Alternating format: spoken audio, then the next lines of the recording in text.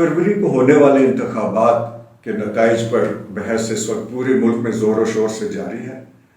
اور امکان یہی ہے کہ یہ کافی عرصے تک جاری رہے گی۔ یہ انتخابات اب تاریخ کا حصہ بن چکے ہیں، اور جس طریقہ کار کے مطابق یہ انتخاب ہوئے اور ان کے نتائج مرتب ہوئے، اس پہ تاریخ خود ہی احتساب کرے گی۔ لیکن اس وقت ہمارا موضوع یہ نتائج نہیں ہے،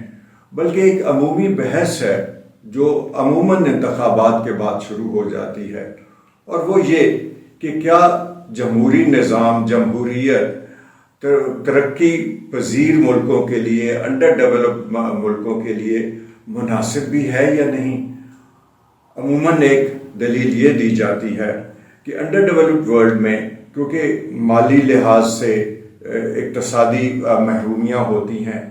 لٹریسی لیول کم ہوتا ہے، خواندگی کی شرح کم ہوتی ہے عوام میں، اس لیے وہ صحیح فیصلہ نہیں کر پاتے۔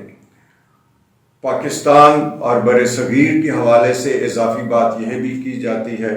کہ یہاں کیونکہ بہت سے علاقوں میں ٹرائبل کلچر ہے، یا جاگیرداری اور جاگیردارانہ اور سرمایہ دارانہ ایک ماحول ہے، جس میں عام آدمی اگر وہ صحیح رائے رکھتے بھی ہوں تو اس کا مکمل طور پر اظہار نہیں کر سکتے۔ اس لیے ہمارے ملک کے لیے تو یہ جمہوری نظام قطعاً مناسب نہیں۔ جو حالیہ انتخابات ہیں اس میں ایک اضافی بحث یہ چل نکلی ہے سوشل میڈیا کے رول کے بارے میں کہ اس نے وہ نتائج پہ اثر انداز ہوا، اور یہ کہ کیونکہ اس دفعہ نوجوان ووٹروں کی تعداد زیادہ تھی، اس لیے انہوں نے ایک خاص نہج پہ فیصلہ کیا، اور ان کا فیصلہ تعقل اور ریشنلٹی کی بجائے جذبات پہ مبنی تھا۔ اب یہ ساری ان دلائل کا اور اس بحث کا نتیجہ کیونکہ جو جمہوریت کے حوالے سے کوئی پسندیدہ نہیں نظر آتا، تو بہت ضروری ہے کہ اس کا ایک آبجیکٹو انالیسس کیا جائے۔ تو اور اس آبجیکٹو انالیسس کا ہم ایک تاریخی تناظر میں شروع کرتے ہیں کہ بر صغیر میں اور پاکستان میں جو انتخابات ہوئے اس میں کیا فیصلے صحیح ہوئے، غلط ہوئے۔ تو ہم بات اپنی شروع کرتے ہیں 1946 کے انتخابات جو غیر منقسم ہندوستان میں ہوئے، اور جو پھر پاکستان کے بننے میں اور اس کو کرسٹلائز کرنے میں، اس کو ایک مکمل شکل دینے میں جو یہ بر صغیر کی تقسیم تھی اور پاکستان کا قیام تھا، اس میں معاون ثابت ہوئے۔ ہم اس تجزیے کی ابتدا کرتے ہیں صوبہ سرحد سے، جو اب خیبر پختونخوا ہے اور پہلے NWFP کہلایا جاتا تھا۔ ہم دیکھتے ہیں کہ باقی جگہوں کے برعکس یہاں پہ مسلم لیگ اکثریت نہ حاصل کر پائی، باقی جو مسلم اکثریتی علاقے تھے ان کے مقابلے میں۔ تو کیا وجہ ہوئی؟ اگر اس کی بیک گراؤنڈ میں آپ دیکھیں تو وجہ اس کی یہ تھی کہ وہاں خدائی خدمتکار پارٹی، جس کے سربراہ خان عبدالغفار خان تھے، جن کو باچا خان بھی کہا جاتا ہے، اور اس کا قیام 1929 میں عمل میں آیا، وہ 1937 کے الیکشن بھی انہوں نے جیتے، اور کانگریس سے، انڈین نیشنل کانگریس سے مل کے انہوں نے صوبہ سرحد میں حکومت بنائی۔ اب یہ جو تھا خدائی خدمتگار تحریک تھی، اور جس کو پھر ایک سیاسی پارٹی کی بھی شکل دی گئی، یہ ایک بڑے ترقی پسند نظریات رکھتے تھے، اور خاص طور پہ اگر صوبہ سرحد میں اس وقت کے معاشرتی ماحول کو دیکھا جائے تو اس وقت تو یہ بہت فارورڈ لوکنگ نظر آتے تھے۔ یعنی ایک تو ان کے جو اقتصادی نظریات تھے، جو ان کی معیشت کے بارے میں نظریات تھے، وہ لیفٹ آف سینٹر تھے، اور یہ بات سب کے علم میں ہے کہ خان عبدالغفار خان روس کے اور رشین کمیونسٹ پارٹی کے ساتھ بھی ان کے بڑے اچھے تعلقات تھے۔ تو اس کے علاوہ خواتین کے حقوق کے حوالے سے دیکھیں، جو اقلیتیں تھیں صوبہ سرحد میں رہنے والی، اس کے حوالے سے دیکھیں تو ان کی نہ صرف نظریات اس حوالے سے پروگریسو تھے، بلکہ جب 1937 میں یہاں صوبائی حکومت بنی اور ڈاکٹر عبد الجبار خان، جنہیں ڈاکٹر خان صاحب کہا جاتا تھا، باچا خان کے چھوٹے بھائی، بڑے بھائی تھے بلکہ وہ وزیر اعلیٰ بنے۔ تو انہوں نے جو حکومت میں بھی اس پہ عمل بھی کیا ان پروگریسو نظریات پہ۔ تو یہ یہاں مسلم لیگ اپنا وہ اس کا مظاہرہ نہ کر سکی اس استعداد کا جو اس نے باقی مسلم اکثریتی علاقوں میں کیا، کیونکہ اگر تو لوگ صرف جذبات کی بنیاد پہ ووٹ دیتے تو پھر تو آزادی کا نعرہ ایک بہت مضبوط نعرہ تھا، خاص طور پہ صوبے سرحد میں رہنے والے جو ہمارے بھائی ہیں ان کے لیے، کیونکہ ان کا مذہب سے ایک بڑا لگاؤ ہے، روایتی طور پہ تھا، اب بھی ہے، لیکن انہوں نے دیکھے کہ اس میں جذبات کی بجائے ایک ہوش مندی سے کام لیا، اور اس وقت کے جو حالات تھے اور جو پرفارمنس تھی اور جو نظریات تھے، اقتصادی نظریات دونوں پارٹیز کے حوالے سے تھے، جو ان کی سوشل سیکٹر کی پالیسیز تھیں، اس کے مطابق انہوں نے ووٹ دیا۔ ایک اس سے ملتی جلتی صورتحال ہمیں کسی حد تک بنگال میں نظر آتی ہے۔ بنگال میں 1937 کے انتخابات میں جو تھی وہ کرشک پرجا پارٹی، جس کے سربراہ مولوی فضل الحق تھے، وہ سب سے بڑی پارٹی بن کے ابھری، اور انہوں نے مسلم لیگ کے ساتھ مل کے حکومت بنائی۔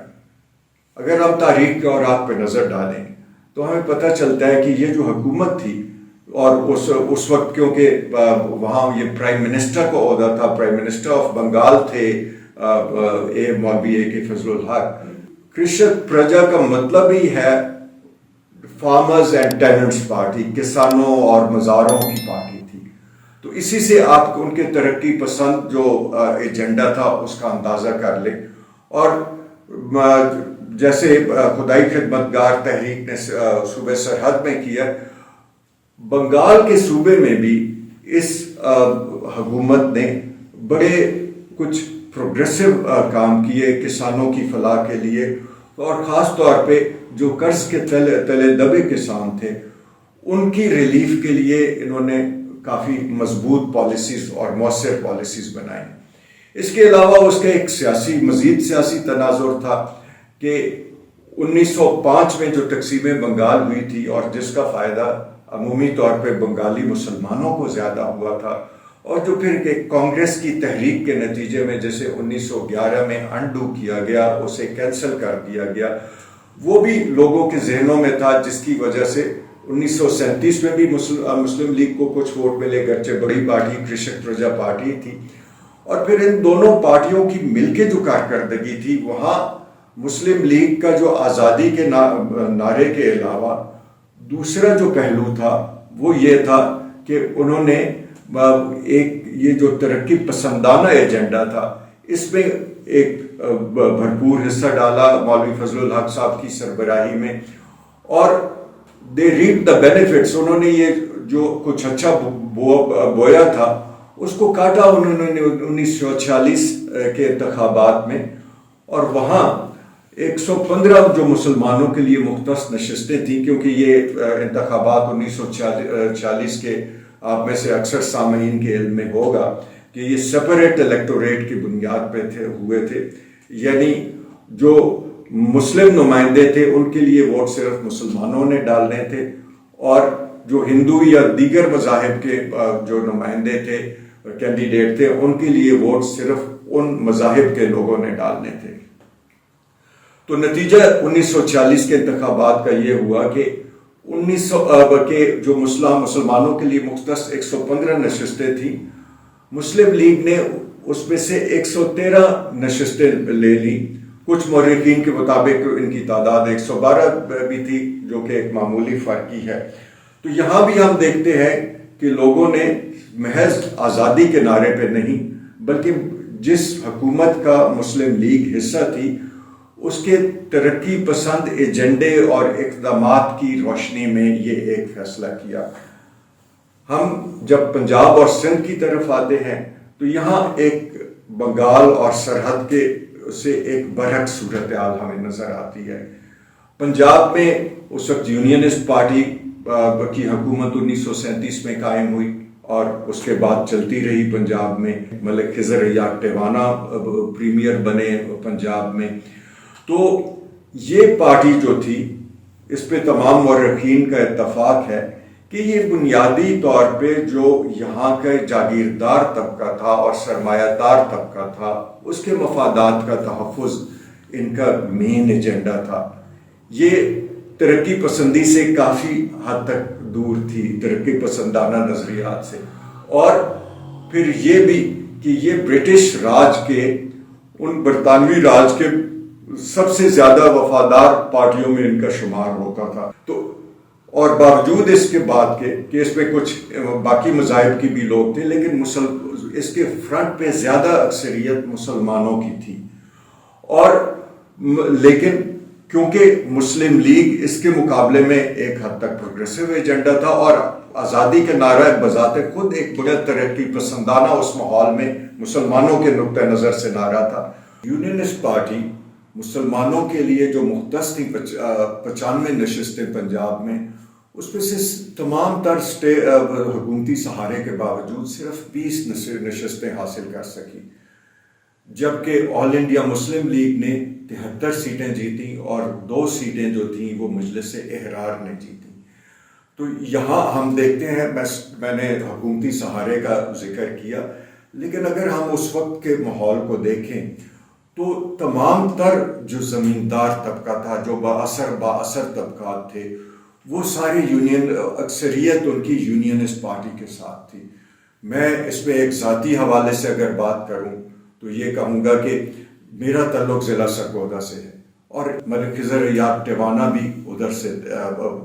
ज़िला सरगोदा से ही ताल्लुक़ रखते थे। ज़िला सरगोदा में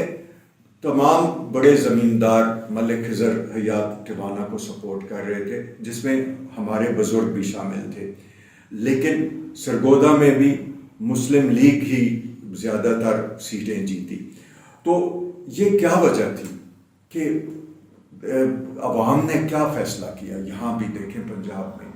उन्होंने फ़ैसला जागीरदारों और सरमायादारों के ख़िलाफ़ किया। ये क्या एक जज्बाती फ़ैसला था? क्या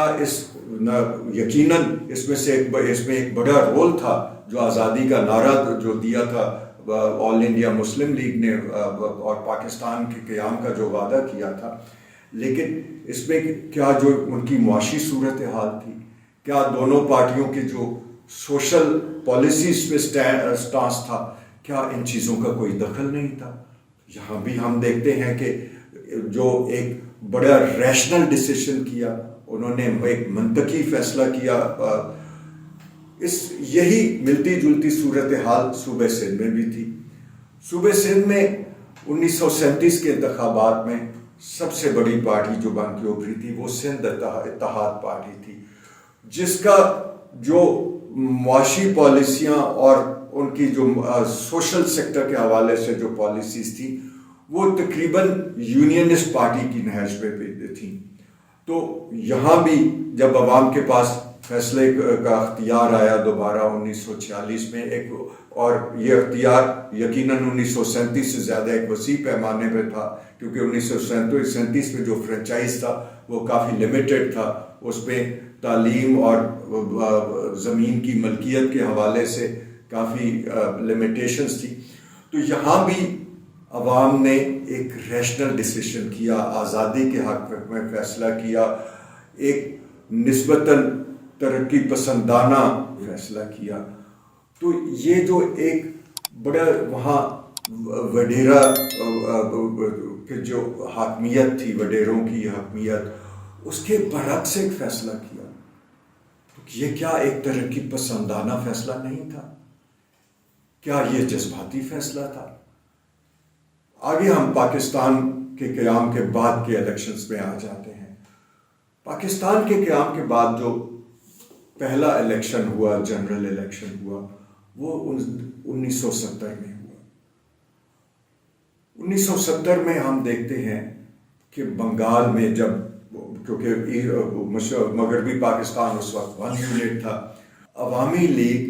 162 में से 160 सीटें लेती है। اتنی بھاری اکثریت لینے کی آخر وجہ کیا تھی؟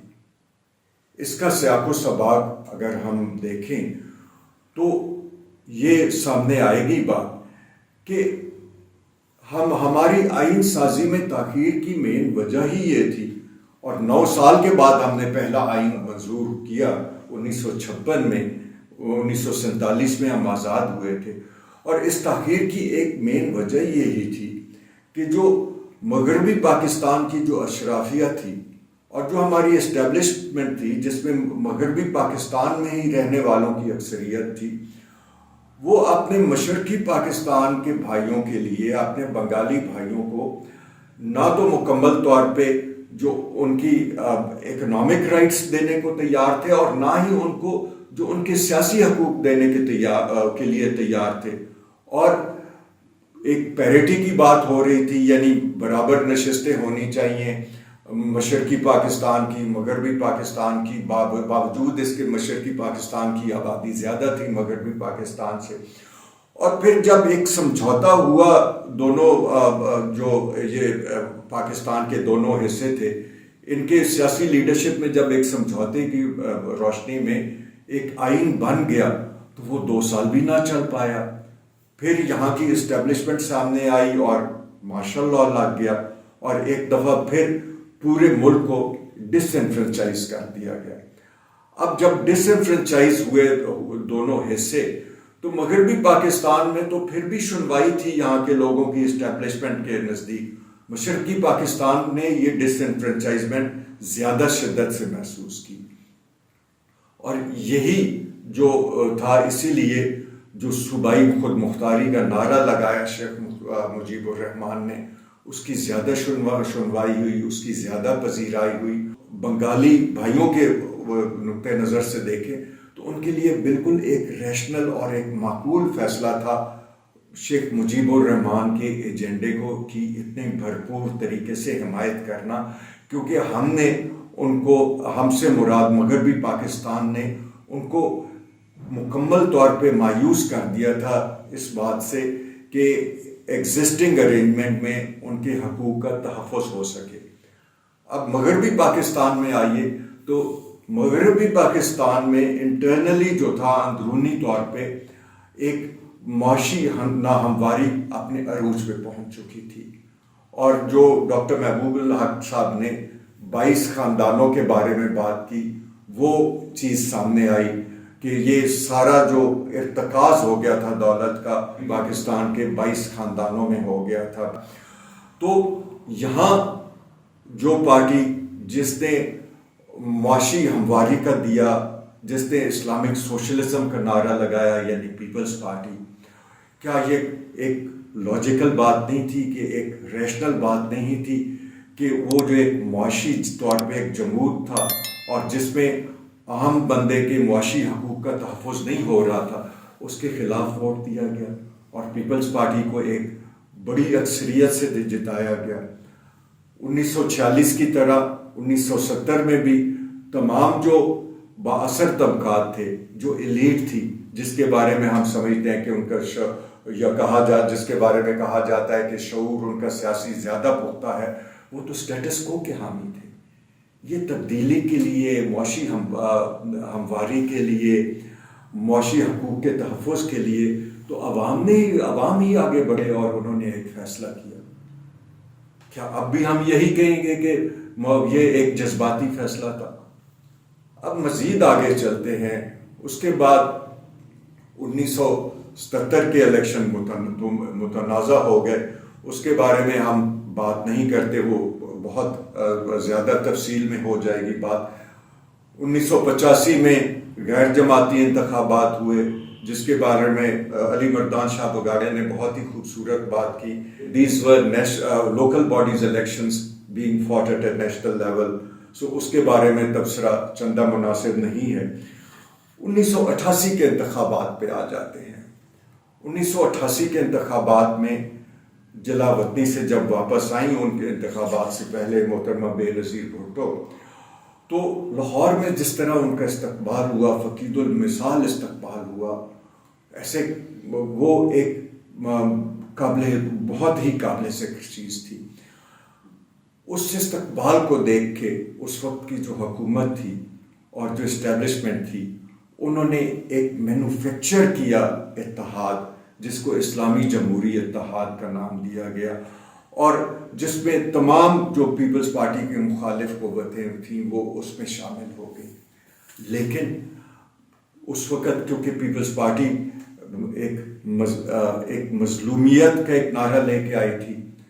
مرحوم ذوالفقار علی بھٹو صاحب کو پھانسی دے دی گئی تھی، جس کو قانونی بجا طور پہ ایک قانونی قتل کہا جاتا ہے. اس کے بعد پیپلز پارٹی کے کارکنوں کے ساتھ بہت زیادتیاں ہوئیں، اور اس مظلومیت کے ساتھ وہ دوبارہ اسی معاشی انصاف کا اور اس کا نعرہ لے کے وہ سامنے آئے. تو آئی جی آئی اپنی تمام تر اسٹیٹ ریاست کی سپورٹ کے باوجود اور اتنی ساری پارٹیوں کا اجتماع ہونے کے باوجود عوام نے پھر پیپلز پارٹی کے حق میں فیصلہ دیا، اور آئی جی آئی کی 53 سیٹوں کے مقابلے میں پیپلز پارٹی 92 سیٹیں جیت گئی. یہ پھر اس کو قطعاً ایک جذباتی نعرہ نہیں کہنا چاہیے، کیونکہ پیپلز پارٹی سے زیادہ جذباتی نعرے تو آئی جے آئی نے لگائے تھے، اسلامی جمہوری اتحاد نے لگائے تھے، جس میں اسلام کا نام بھرپور طریقے سے استعمال کیا گیا، مذہب کا نام بھرپور طریقے سے استعمال کیا گیا سیاست کے لیے، اپنی سیاست چمکانے کے لیے، جس میں ہمارے مذہبی طبقے میں سے ایک بڑے حصے نے فتوے بھی جاری کیے کہ جی خاتون کی حکمرانی وہ جو کفر ہے، اور ایسے جذباتی چیزیں سامنے لائی گئیں. لیکن لوگوں نے پھر ایک دفعہ ریشنل ڈیسیشن کیا، عوام نے اسٹیبلشمنٹ کی سوچ کے برعکس ایک فیصلہ کیا. 2 ہی سال چلی پیپلز پارٹی کی حکومت، اور 1990 میں دوبارہ انتخابات ہوتے ہیں. ان 2 سال میں بدقسمتی سے انگریزی میں اگر کہا جائے کہ Peoples Party couldn't live up to its promises of social and economic justice، یعنی وہ معاشرتی اور معاشی انصاف کے بارے میں جو ان کا ایک سٹینڈ تھا پیپلز پارٹی کا، اس کے مطابق ناکام کر سکے، بلکہ کرپشن کے بہت سارے الزامات پہ ان پہ لگے،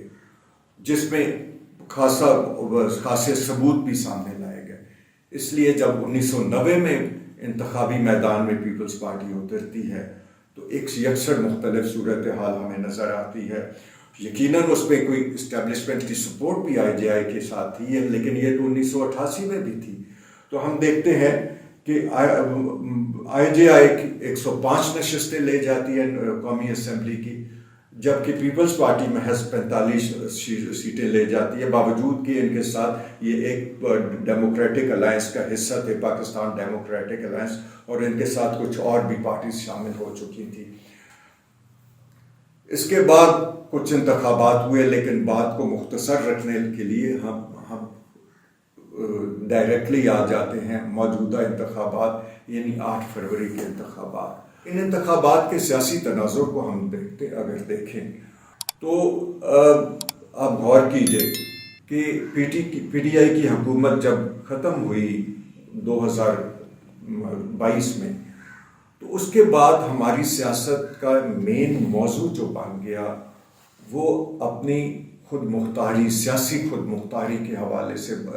یہ مین موضوع بن گیا. ہماری سوورینٹی ایک مین موضوع بن گیا. یقیناً اس بابت دونوں سائڈوں پہ بڑے مضبوط دلائل ہیں، ہم ان دلائل میں اس وقت نہیں جائیں گے، لیکن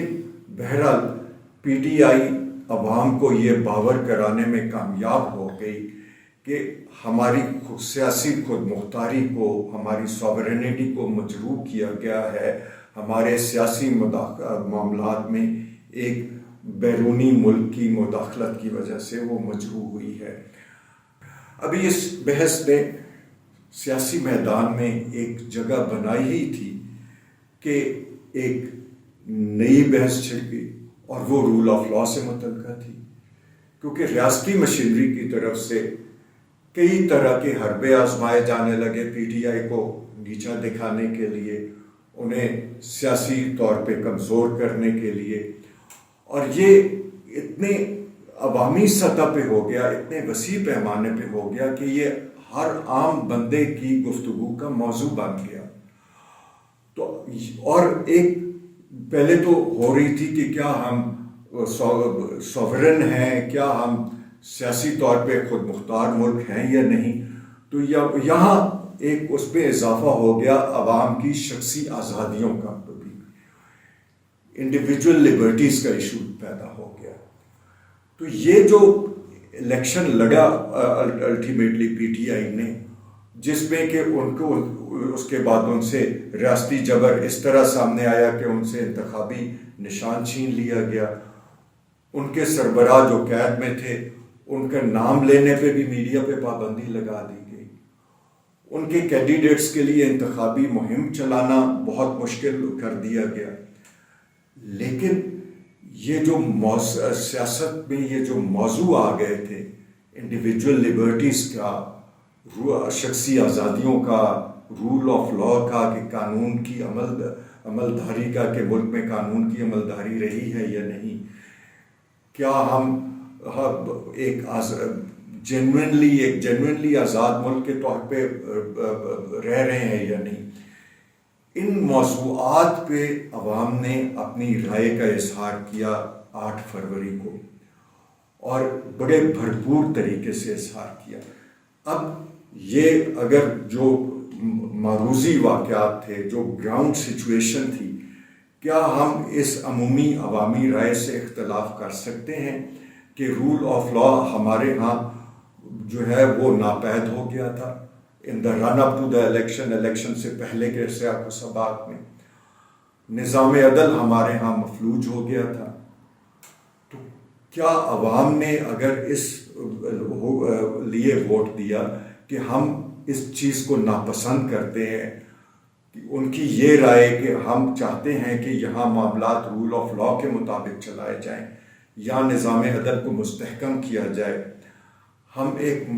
جینوئنلی آزاد اور خود مختار ریاست کے طور پہ اپنا وجود کو اس پہ منوائیں دنیا میں، کیا یہ جذباتی نعرے ہیں؟ کیا یہ صرف جوانوں کی جذباتیت ہے،